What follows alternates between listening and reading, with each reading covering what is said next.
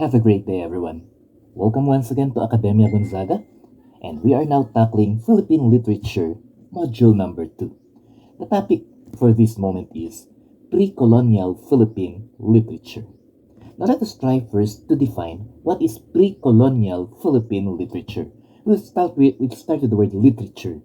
Literature means anything that is expressed through writing and oral form, okay?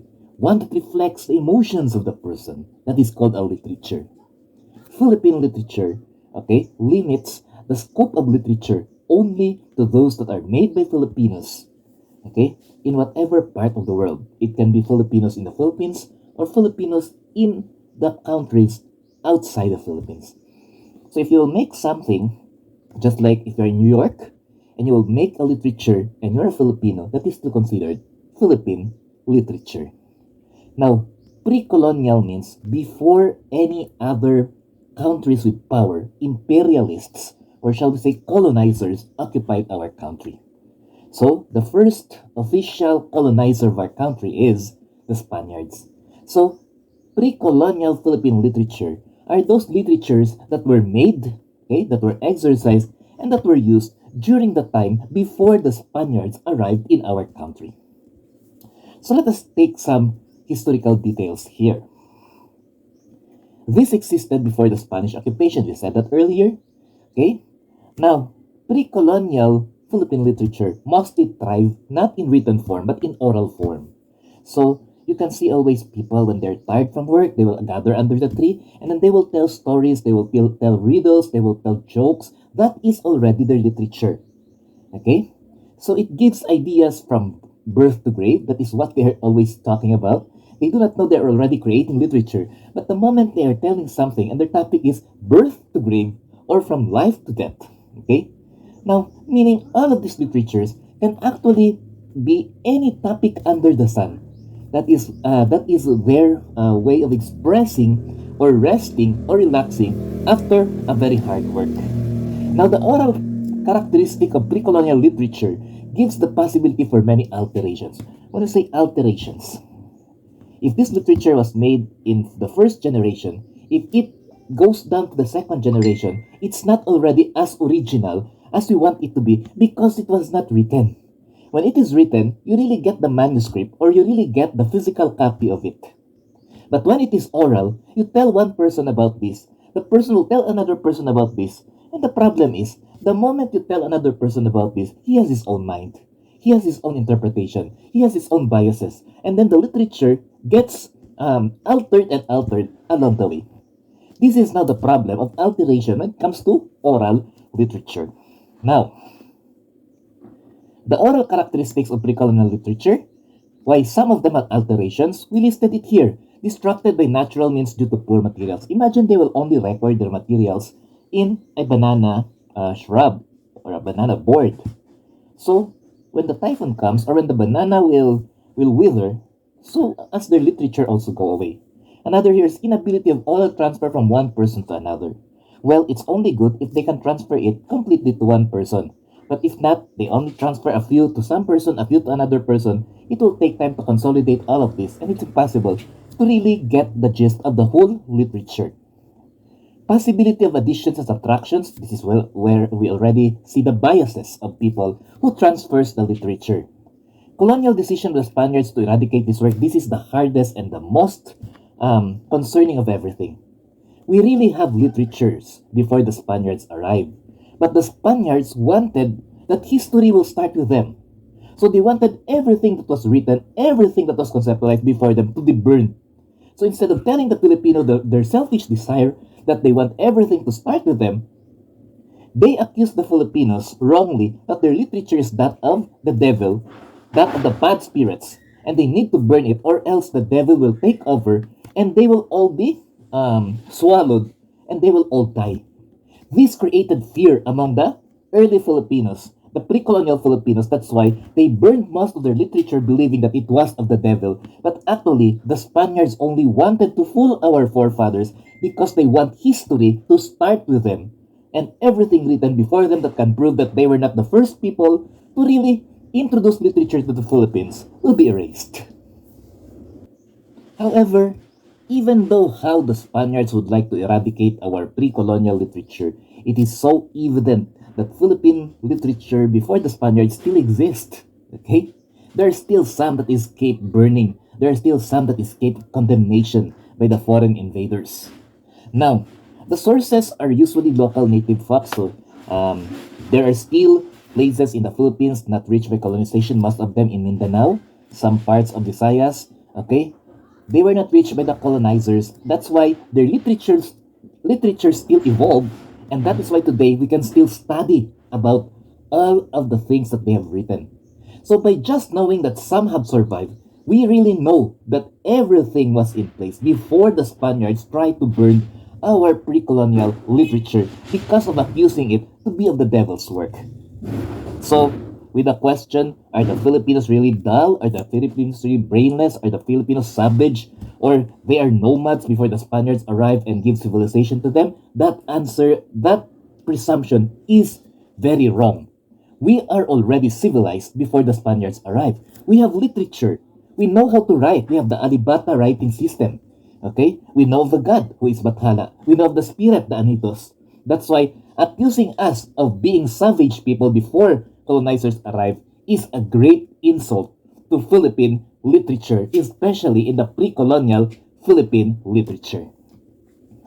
Now, let's go to the forms of literatures in the Philippine colonial era, pre-colonial era, meaning before the foreign invaders. Now, as what I have said, most of their literatures are actually oral in form. When I say oral, it is not written. So, the first tier are the riddles, or in Tagalog, you call that the bugtong or the bugtungan. This is actually a question or statement initially phrased so as to require ingenuity in answering its answer or meaning, typically presented in a game. This is also presented as a chain with the most who answered correctly winning the chain game. So, bugtong, ang kapalaisipan, bugtong, we call this as the riddles. An example of this is, hindi pare, hindi hari, nagdadamit ng sari-sari. Well, we know always the answer. That is the clothesline. So actually, riddles are actually what they call literature in a joke form, but it requires brain, it requires logic, and it requires thinking. So if you notice, the pre-colonial Filipinos, they have a healthy and an intellectual game when they are resting. That is in a form of riddles. So today, people do smoking, people do drugs, people do Mobile Legends when they are resting. Do they learn something from that? Well, yes, killing people and killing themselves. But people of the past, when they're tired from farming, they're tired from fishing, they group under the tree and they do bugtong or riddles, and that is healthy because it stimulates the mind. It gives logic. That's why pre-colonial Filipinos are always assumed as intelligent. Another here is the proverbs, or in Tagalog we call that salawikain. This is a simple, concrete, traditional saying that expresses a truth based on common sense or experience. Often this is metaphorical and uses formula-like language, meaning these are the learnings of life coined together in a saying so that it will become learnings to other people throughout the generation. Well, a good example of a proverb is like this. Kung ano ang itinanim, siya ring aanihin. In English, we call that, you reap what you sow.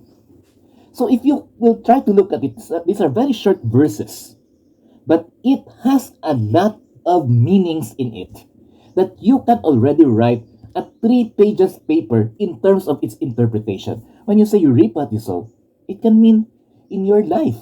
So if you did not concentrate well in your studies, you will graduate with nothing. You will end up miserable economically. That is one interpretation of it. Now you reap what you sow. It can be in a simple study, an exam. You did not study, you took the exam, you took it very low, you repeat the subject. Well, that is reaping because you sow nothing. So Proverbs is also one of the forms of pre-colonial Philippine literature, which is intellectual again in nature.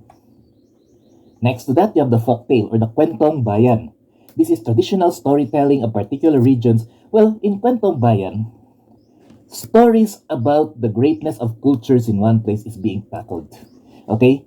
So, they make stories to emphasize what is best in their culture, what is best in their society, what are the practices that they want the world to know. You call that kwentuhang bayan.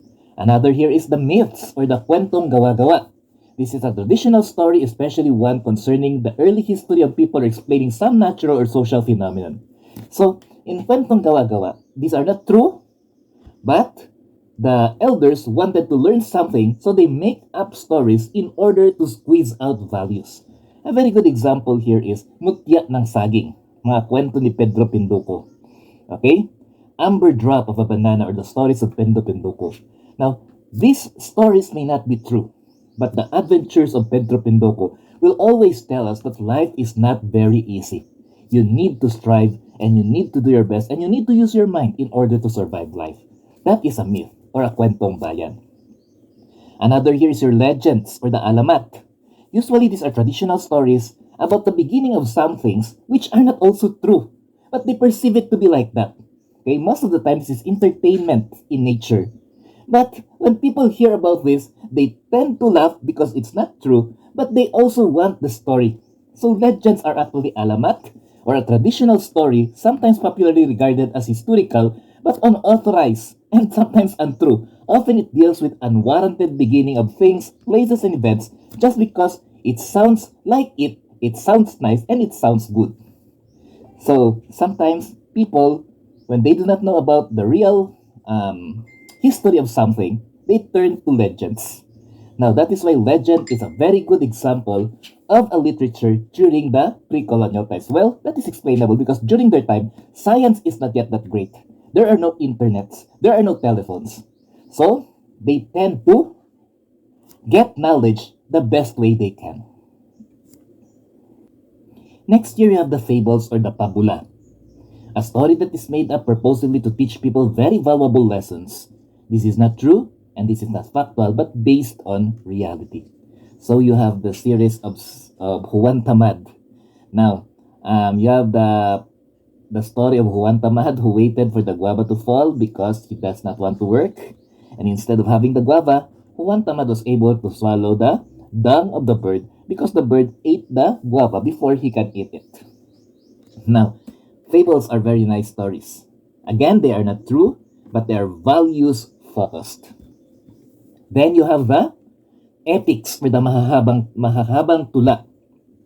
Epics are actually stories of the struggles, the wars, okay, the battles of Filipinos before they have achieved freedom. Stories are actually exploits of heroes who won because they do something great and they do what is right instead of what is wrong. The best Filipino epic that I can remember is always Ibong Adarna.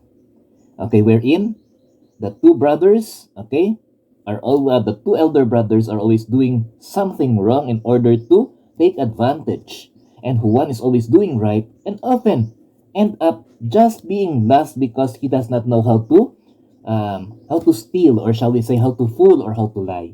But at the end of the day, Juan still won because of his honesty and because he fought the fight correctly and honestly. That is an epic. Lastly here, you have the folk song, or the awiting katutubo. This is a traditional or composed song typically characterized by stanzaic form, refrain, and you have simple melody. A good example of this is the Ili Ili Tulog Anay. I know you know this. Ili Ili Tulog Anay, wala diri imo nanay. If you come to see of it, the tone is only bridging, going back and forth, and it creates soothing things inside the mind of the person, causing the person to sleep. Because that is a Filipino folk lullaby. Okay? So, folk songs are very common because the Filipinos wanted to tell their stories not only in oral form, but sometimes in form of the songs. So, you have also this Filipino labor song, Magtanim ay di biro. Okay? And then Filipino love songs, Liron, Liron Sinta. Okay? And then the Filipino death, or shall we say, elegy songs, Maala-ala mo kaya. Okay? And then the Filipino religious songs. Okay, you have all of them still being sung in churches. So these are the common literatures that you can hear, you can see, you can expect if you are existing in the pre-colonial Philippine times. At this moment, let us talk about the pre-colonial Philippine literature literary conditions. So during this era, the literary topics are always, number one, they always talk about Bathala and the Anitos, or the God and the Spirit. Our, our literatures then are very religious, or majority of them religious. Some topics also includes their way of life, their livelihood, like fishing, farming, hunting. They write about this because these are the things that they do. Other topics in their literature involve their environment and families. Okay? They talk about their father, their mothers, their brothers, their sisters, their home, okay, their marital affairs, okay, and everything that happens within the family. They also talk about nature. They talk about the sun, the moon, the stars, the valleys, the mountains, all natural creation of God. Okay? This includes plants, animals, and other things they can see. Now, last year is our pre-colonial Philippine literature talks about culture and traditions. Okay, they talk about their dances, their chants, their celebrations, and their expectations of life, especially in their special occurrences. Now, during this era, the pre-colonial Philippine literary times, okay, their literatures are usually witnessed or engraved or placed in, number one, wooden engraves. That's why when the wood wither and when the wood decompose, their literatures are also gone. So sad we cannot read some of them anymore. Oral expressions. That's why whatever is told to our grandfathers, that one will be also told to us. There are already biases, not already original one. Sand formations. Have you ever tried going to the beach? You see the sand, you write your name there, okay? And then after 30 minutes, when the tide goes high, the water of the beach will erase everything that you write. Well, that is today a form of foolishness in our mind. But before, they write their literatures really there. And when the water goes up, all those literatures are also gone.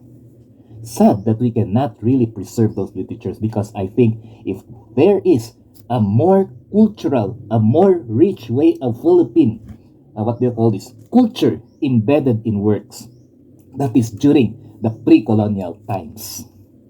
Now, during this era, the writing system is alibata.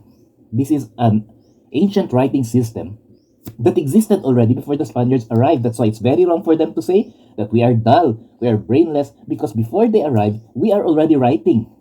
We are already talking with other Asian countries. And we are using the language Malayo-Polynesian because it's the language of Malaysia, Indonesia, Indochina, wherein we do business. So how can you call Filipinos dull and brainless when they can trade, when they can talk, when they can sell their golds and sell their clothes in exchange for something, using the Malayo-Polynesian language? Now, during this era, there are fallacies that needs to be corrected. Okay, there are wrong things that we need to correct. Number one here is, it is wrong to say that pre-colonial Filipinos are not educated. I have been emphasizing this since the start of this lecture. We are educated because we know how to communicate, we know how to write, we know how to express. And the Spaniards and the foreign colonizers just want to erase that because they do not understand what we are talking, and we might be planning something bad at their backs. And that is their military strategy, to burn all our literatures and call our language and literature that of the devil, so that we will disconnect from it. That's the reality. Spaniards said, literature starts with them, and this is wrong. Well, colonizers would like always to say that they started civilization. That is actually a colonizer's aim, and making their colony a colonial mentality colony. That's why until now, there are still Filipinos who cannot do their best with only the local products. And they still depend so much on international products and still embed in them the colonial mentality that the Spaniards want us to possess. A mentality that we want to get over with because the Spaniards were wrong, that we are not dull and we are not brainless before they arrived. During this era, how are literatures credited? First, because majority of them are oral, there are no accurate author. So this is sad. So the one speaking and the one listening will tell this to another person, forgetting to credit that this is from another person. So they will have a mix-up of who really is the author. The good thing about pre-colonial Philippine literature is the people there during the time are not so credit happy. So they are not really concerned who wrote. What they are concerned with, there is something to be read and to be enjoyed with. I hope today that will also come up because today people will kill each other just to get credit for what they have done. And that is barbarism in modernization. Second, all accomplishments during this time are submitted and claimed by the senior tribe leader or the dato. This is also one thing that is funny. So everybody writes. But when they have written something, they pass it to the dato, and the dato claim ownership of that. And they do not complain. That is their system. They follow their system. Because during the time, selfishness of motives is not very obvious. So, I have given you a bird's eye view of how the pre-colonial Philippine literature really thrived. Today, we cannot see most of them. Again, the reason is because they are mostly in oral form. And the remaining 20 to 30% of them written were burned by the Spaniards because of their selfish motives to let history start with themselves. So, what is the evidence that we really have pre-colonial Philippine literatures? There are places in the Philippines not reached by colonization. There are some parts of Visayas and majority of Mindanao were not reached by foreign colonizers. They have literatures. We have examined that and we have enjoyed that and we have placed that in our books, and that is a very good evidence that if our literatures before the colonizers arrived were not burned or were not eradicated, we could have had a richer Philippine cultural literature in front of us. Today we have a lot of literature to study and we enjoyed.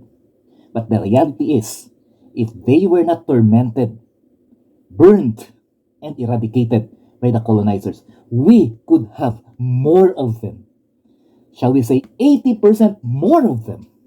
And we can just enjoy the intelligence, the logic, and the greatness of the mind that was not educated by science but by experience of our forefathers who have thrived in the pre-colonial Philippine era. So I hope you learned and I hope you understand how literature thrived in the pre-colonial Philippine literature era. God bless everyone and see you again in the next learnings that we will still have in the Academia Gonzaga. Once again, this is Mentor Noy and I'm so happy to be part of your learning during this moment.